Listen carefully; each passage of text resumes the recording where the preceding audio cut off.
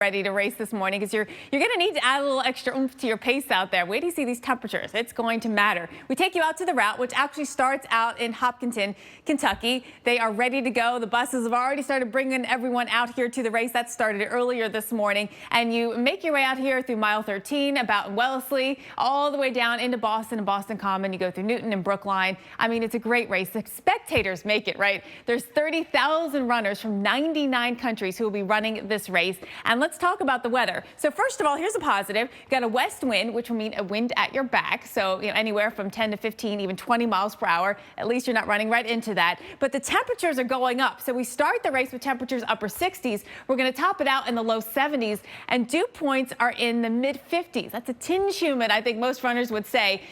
Only 14% of the Boston marathons have been run in temperatures 70 plus. Most of the time, we're 55 plus. So that's what I mean about, hey, we're in an elite company when it comes to temperatures that we've been running in. But let's talk about the impact of weather on your pace. When it gets colder than 50, it adds some impact, right? It's not going to be colder than 50. It's not even going to be 50. It gets warmer than 50 today, and 50 might be the optimal temperature for most marathon runners. When you look at temperatures gaining to 70 degrees, that adds about 30 seconds per minute per mile. So you go from 8 minutes per mile to 8:31 minutes per mile in terms of your pace. That's a 6 to 7% increase or impact on your pace. So you're going to need to work a little harder today with this race. Now, marathoners may have to take a different route around Boston just a few decades from now if the waters of the Atlantic continue to rise at current rates. In just a few minutes, our on-air science fair continues, and we'll look at sea level changes coming to America's biggest cities. It's all part of Science Week right here.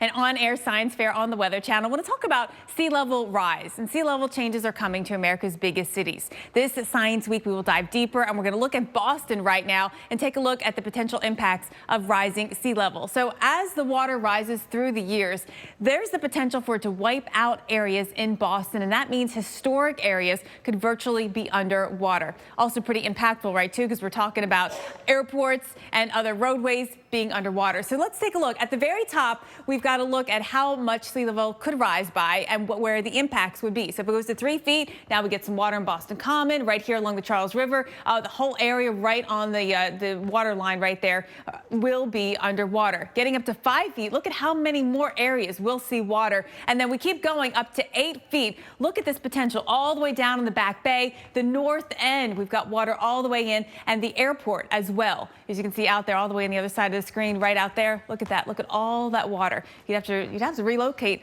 the runways, Kelly. So things to think about as you do some future planning.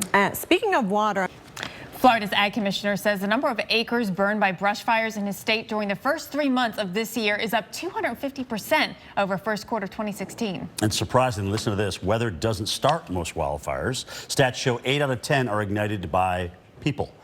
Gwen Bevins manages the National Wildfire Prevention Program for the National Park Service, makes that the National Forest Service. Gwen, welcome this morning for talking to us. You're not out rolling around Easter eggs, so we appreciate you taking the time. This is interesting. Our cars and trucks actually start a lot of these. That could spark fires, right? That you all do to raise awareness? Because some of these things like driving, obviously you have to do, parking you have to do, but how do you raise awareness for how to do it safely? Because more people are just getting in to the forest. I mean, a lot of, there's a big push to get people out into the forests and in the parks, but we're not really seeing the respect to fires, are we? Gwen Bevins, thank you so much for joining us. Great tips, great advice, and I like the way she said we just need to take a step back, right, and just think about the impacts on the environment. Absolutely. All right, let's find out where you may be visiting this weekend. One of our